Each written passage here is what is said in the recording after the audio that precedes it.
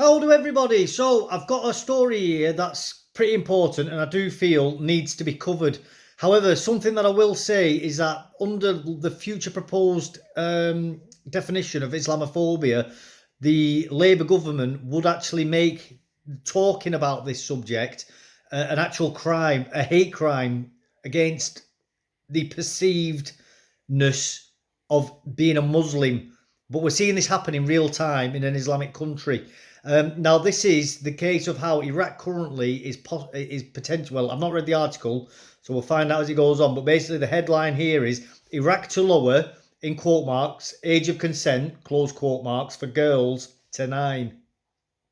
Now, there are many people who say that is mentioned in Quranic teachings that Muhammad, the Islamic prophet, got married to a 6-year-old called Aisha and consummated the marriage at age of 9. Therefore, it is acceptable in the Islamic world for girls to attempt to reproduce from the age of 9 onwards, as it's seen as Islamic.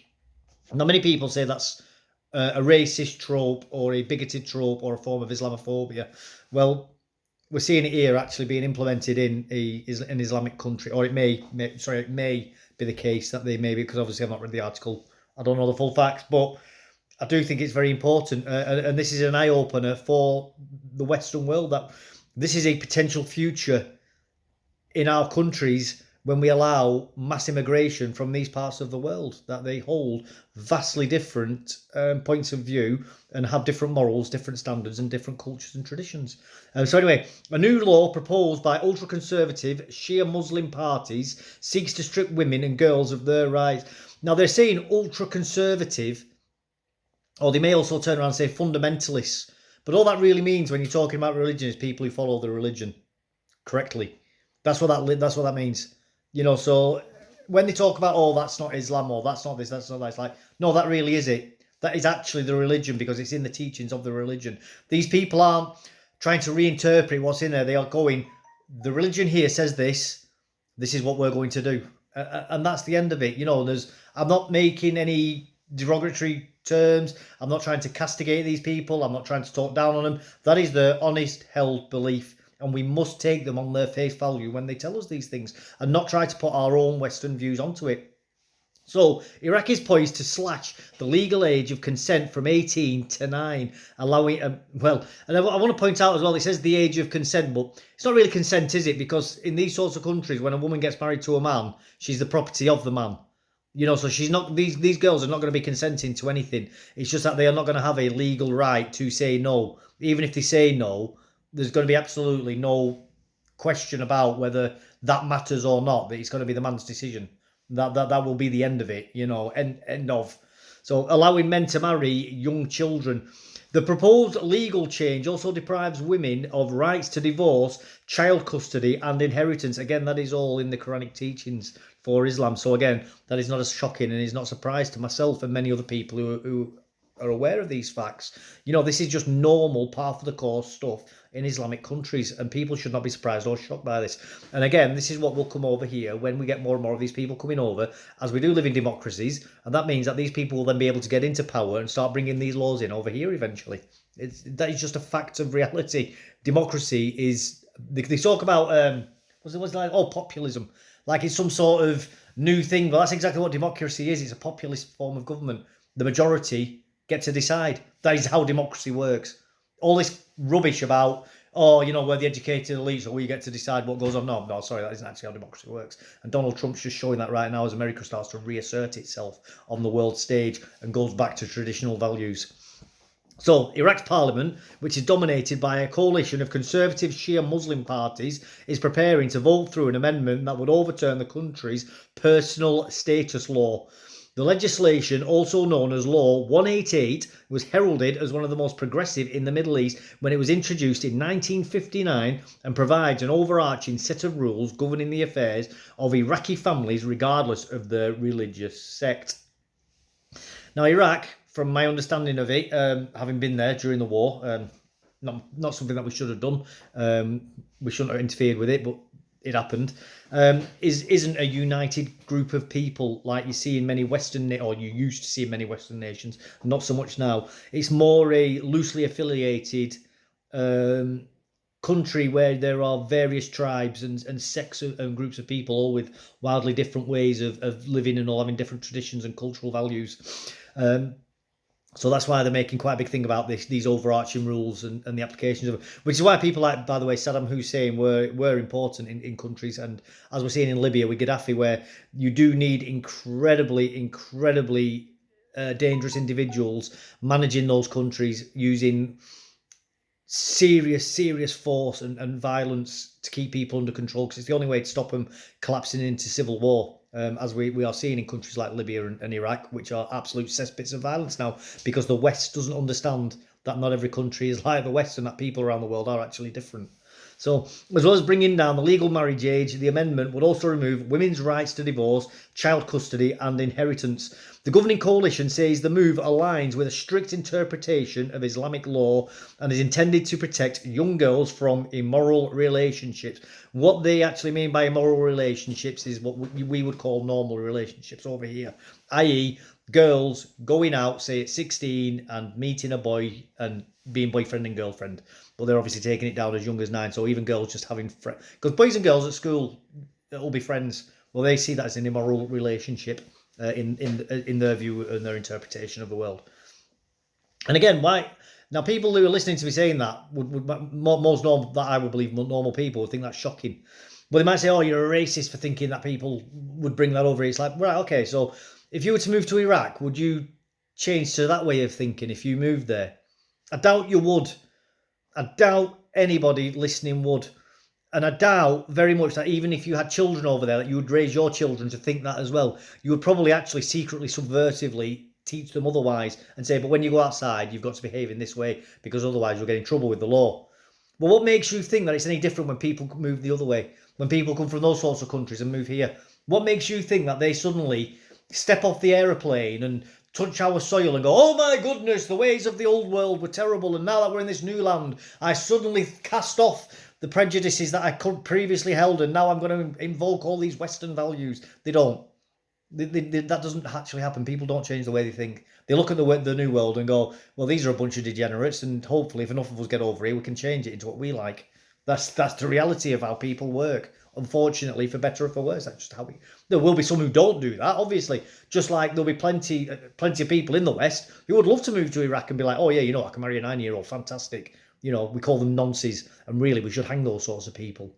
But that's the way the world works, isn't it? No group of people are 100% identical, but there are overwhelming numbers of people that hold a majority held belief. And when they move to another place, they ain't going to change those beliefs. There's not a single goddamn thing you can do to change that, unfortunately.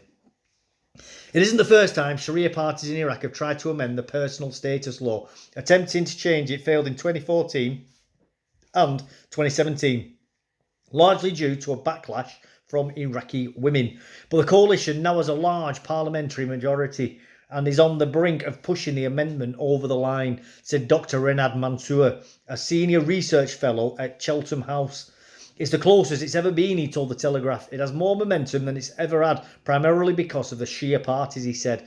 Now, these Shia parties as well aren't getting in by accident. It's not like they're infiltrating into the parliament. These people are being voted in. They do actually have a democratic system in Iraq, So these people are being voted in, which means that it appears the majority of people in Iraq actually want this as well. And we're bringing millions and millions of these people into the West. And people think there's not going to be problems with that. Insane. Absolutely stupid. Suicidal death cults are currently running the West. People trying to drive our countries into the ground as a way of, I don't even know what it is. Some sort of revenge for being bullied at school or some BS like that, isn't it? It's got to be.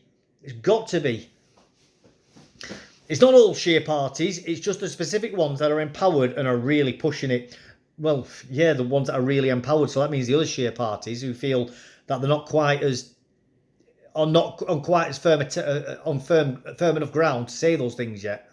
But you'll probably see a lot of those other Shia parties will jump on the bandwagon when it comes to voting day, because they'll be like, doesn't matter now, we can't lose our seats, let's get this done. This is what these people want. Dr. Renard added that the proposed amendment was part of a wider political move by Shia Islamist groups to consolidate their power and regain legitimacy, stressing the religious side is a way for them to try and regain some of the ideological legitimacy that has been waning over the last few years, he told the Telegraph. It's not yet clear exactly what the amendment will go before the Parliament for a vote, but it would come at any moment, he said. Yeah, and again, it's not surprising. And like I say, in the West, as we start seeing more and more third world people getting into power in Western democracies and becoming members of parliaments around Western countries, we're going to start seeing more and more of these sorts of extreme things coming into our own countries as well. And that is just the reality of it. Because as well, the more of these people you get, you start getting these larger communities as well. You know, they're going to then start going, well, it doesn't matter if I go into Parliament and say this because I'm never going to get voted out anyway because the majority of people where I live want this anyway. It's dangerous, dangerous stuff that we're allowing to happen in our own countries. Multiculturalism, I'm afraid, in my opinion, is societal cancer, and diversity is a weakness. It really, really is, and it's going to drive a wedge between civility and having functioning societies. And we're heading towards, in my opinion, civil war, because there's no way I would agree to that, and I doubt there's very, very few people who are what you would call a European descent would agree with that. They'd be absolutely shocked and appalled by that. But you're going to end up with vast swathes of various certain parts of populations who are going to be like, well, we absolutely want this. How do you square that circle? I don't think you can. I absolutely do not think you can square that circle, and that will just result in violence. And I do not think it is worth the risk of that being a future consequence, just on that alone. Experts and activists say the amendment would effectively erase the most important rights of women in the country. Absolutely. But that's what we view as rights. That's a Western way of viewing it. Those people don't view it as a form of rights. They see it as a hindrance to girls and women flourishing. These people see what we view as women's rights and human rights as being an abomination to decency and a normal way of running a family and a country. So these are all very, very subjective terms, whether you like it or not. You know, there is no such thing as universal human rights. There really isn't. It's a fantasy created by the left. All you have is social norms within a country. That is it. That's all you have. The amendment would not just undermine these rights, said Sarah Sambar, Iraq researcher at Human Rights Watch. It would erase them from our point of view. Yes, it would. Athra Al-Hassan, international human rights legal advisor and director of Model Iraqi Woman, told the Telegraph she is afraid Iraq's system of governance will be replaced with a new system known as the guardianship of the jurist, a Shia system that puts religious rule above the state. But that was obviously, anybody with an ounce of common sense would have said that was obviously where Iraq was going to go back to. They're going back to being effectively Islamic theocracies, because that is what they are, those parts of the world. And there isn't a single thing the West can do to change that, short of killing every single person in those countries and replacing them with, well, basically with Europeans. That is the only way you would actually get rid of that. You don't, and I'm not proposing that, by the way, I'm really not. I'm just saying that's the only way you can get rid of that. These people do not want to change. They're not interested in it. They don't care how we live. They don't want to live how we live. They have their own way of doing things, and that is all they want. They think that's right. They think we're wrong. And the fact people are still shocked by this is what I find most shocking. That they think that there's just a universal human way of thinking and looking at the world. It's bonkers. It's so ignorant. And really, it's narcissistic. It's of thinking that their way is the only way of thinking, and everything else is just a fallacy or a lie. Idiots, absolute midwits. The system is the same one that underpins the regimes in Afghanistan and Iran, where the guardian jurist serves as supreme leader of the country. Iraq already has high rates of child marriage, so there you go. So they're just formalising what's already there. According to the United Nations Children's Fund, some 28% of women in Iraq are married by 18. Yeah, so again, as I've just said, they're just formalising what already exists in the country and what people there consider to be normal. They may not want to do it themselves, but they just consider it to be par for the course and normal. This is because the loophole in the personal status law, which allows religious leaders, instead of the courts, to officiate thousands of marriages each year, including those involving girls as young as 15, with permission from the father. Yeah, because they don't have human rights there like we do. They don't see. They think that the father, the patriarch of the family, knows what's best for the family. So he's the custodian of the children's best interests. That's how they view it. Now, I'm not saying that's right. I'm not saying that's wrong. That's just the way it's viewed over there. And that families are a single unit. They aren't an individual person. Individual people are just part of the greater whole, which is the family. That's how they view it. It's a clan mentality. These unregistered marriages are widespread in economically poor, ultra-conservative Shia communities in Iraq. So basically the whole of Iraq. But because the nuptials are not recognised by law, the girls and any children they have are denied a plethora of rights. For example, hospitals can refuse women admitted from childbirth without a marriage certificate. There you go. The amendment would So really, I mean, this is where these people turn around and say, well, you need to legitimise these marriages because girls are being denied their rights in hospitals because of it. And this is what's happening over there, So these are the sorts of arguments that they're making. So these people are saying, actually, you're trying to impose Western views of relationships onto us, and we're being denied our rights as families, and our wives are being denied their rights to medical care because of your Western views of human rights. Now, again, I'm not trying to justify it, but that's just the way these people view it. The amendment would legitimise these religious marriages, putting young girls at increased risk of sexual and physical violence, as well as being denied access to education and employment, according to Human Rights Watch. But again, education and employment, these are very, very subjective terms. What is education? Like what we view as education and what they will view as education are two completely different things. They will say, well, the education that women need is how to bring up a family and how to look after children and how to keep the house in a running order, blah, blah, blah. That's what they would class as education. They would see women going to university and learning other things as a distraction. They would not class that, so these terms, again, are just it's just open to interpretation. This is what people in the West need to get their heads around, that they do not view the world like we view it.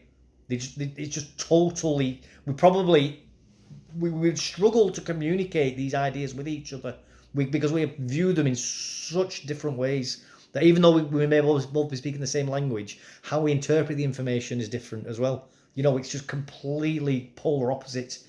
The proposed amendment is the latest move by the governing coalition to curb the rights of women. In April, it also made same-sex relationships punishable with up to 15 years in prison after failing to impose the death penalty.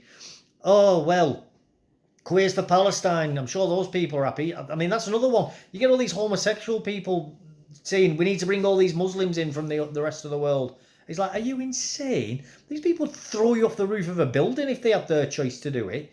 I think there's 12 countries in the world, I think, where homosexuality is punishable by death. All of them are Islamic countries. It might be either 9 or 12. I can't remember off the top of my head.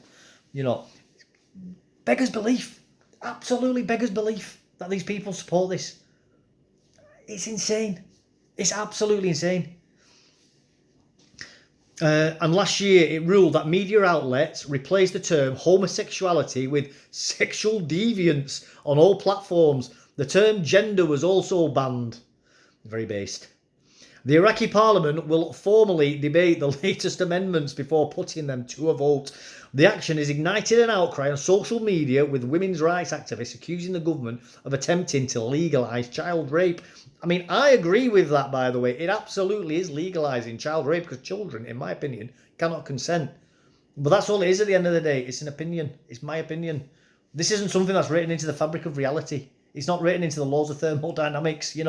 This isn't like a maths equation for figuring out the mass of an atomic structure where it is always the same and there's no two ways of viewing it. This is purely subjective, and it basically comes down to a societal norm. And in that part of the world, raping children isn't rape because children can be married off to adults, men, and then those men get to decide. That's how they view it, unfortunately. That's just the reality of it. In August, protests erupted in Baghdad and other cities across the country. The demonstrations were organised by Coalition 188, an Iraqi group of female activists opposed to amending the personal status law. I'm sure that went down well, and I'm sure they succeeded in all the goals. Not.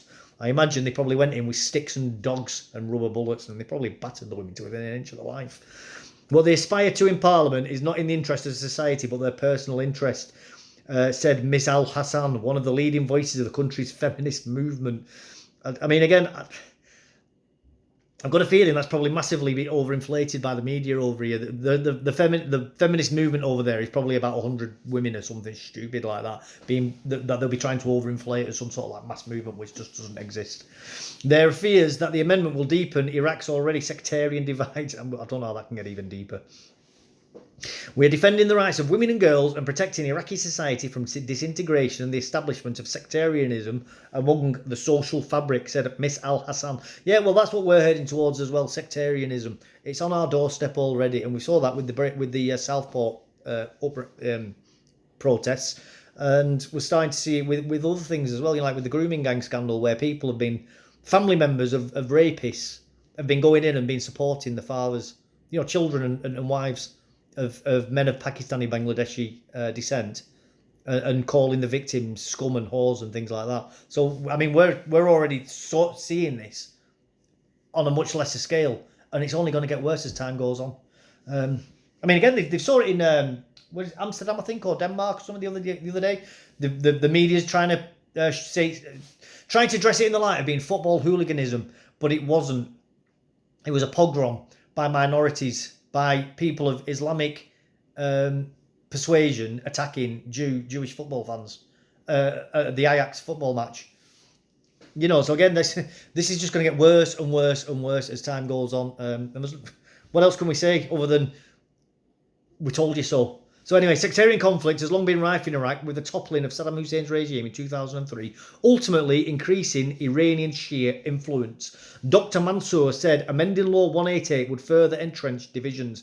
It would bring everything back to the sect, said Dr. Mansour. But many Iraqis don't want to be defined politically or by their sect. They want to be defined by their government and their state. Many do, but the overwhelming majority don't. The overwhelming majority do want to be defined by their sect and do want to be defined by their religion. And that is just the reality of it. That's the world. That is that world, unfortunately.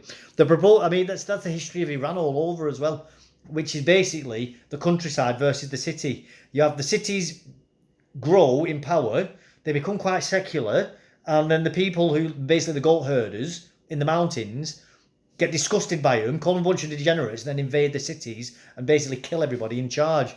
And it's like that's basically Iranian history for like the past 6,000 years on a loop. That is just the way that part of the world works. But ultimately, the decision lies solely with the men. Yeah, it does, yeah. It's explicitly written in the draft that where there's a dispute between the couple, the sect of the husband takes priority, said Miss Samba. Well, that's the religion. That's Islamic religion, that the man's opinion is worth twice that of a woman's. This is going to remove a lot of protections for women. It will undermine the principle of equality before the law. She was also concerned the amendment would give Iraqi women belonging to certain sects greater privileges and economic independence, while others remain trapped in poverty or abusive marriages. Yes, or two-tiered legal systems, which we've got over here now, by the way. Just going another example of how we're heading down this. When it comes to bonfire night, all fireworks have to stop by 11 p.m. After that, you could, in theory, end up in prison for setting off fireworks. However, for Diwali, they get to go on for an hour longer. And for Chinese New Year, they get to go on for an hour longer as well. Now, people might quibble and say, well, that's only an hour. But it's like, yeah, but why do they get an hour longer than us? We are already seeing preferential treatment for minorities in this country on such small things as bonfire night. Councils across the country are cancelling their bonfire night celebrations, but they've been doing various religious celebrations and paying for them. This is what we are seeing in our country. We are seeing sectarianism happening here. Now, again, it's very low level at the moment, but this is where we're heading. This is going to be the end result, unfortunately, and unless we start and saying no to people moving here and start removing vast numbers of unwanted and undesirable people. These women will have to stay in harmful situations because they fear losing custody of their children. Miss Sambar said, well, I mean, that's bad. However, that happens a lot in this country as well, where people are separated from they get divorced, and then one partner says to the other one, you're not allowed to see the kids anymore, and there's no real evidence needed to be supplied, and then they try and see the kids, and then they get arrested, and then the courts put restraining orders on them, and then they're not allowed to see the kids. So that happens here as well. So we're acting like that's a disgusting thing, but we have that happening here, where the state is involved in things like that. So please don't kid ourselves that we're any better than them in that regard, because we have that, and we've had it for decades. Miss Al Hassan denounced the amendments as very dangerous, adding that its interference in the affairs of the Iraqi judiciary was a violation of the constitution. Iraq is a civilized civil state that cannot be otherwise. Well, it's not a civilized state, I'm afraid. It's an absolute S-hole of a country, and an incredibly violent one as well. The first female minister of the Arab countries was Iraqi, and the first female judge was Iraqi, said Miss Al Hassan. We aspire to progress, not regress. Anyway, guys, I'll put a link below. Read that story yourself if you want. Don't just go off what I say. I thought that was very interesting. If you agree with me, disagree with me, whatever, please do put comments below. I'm not a closed book. I am open to debate on these things. If you've got any valid points, I will listen to them and even change my mind. Not, as I say, I'm not a closed book. But if you have enjoyed that, please do like and subscribe. And once again, please do put a comment below. Thank you and goodbye.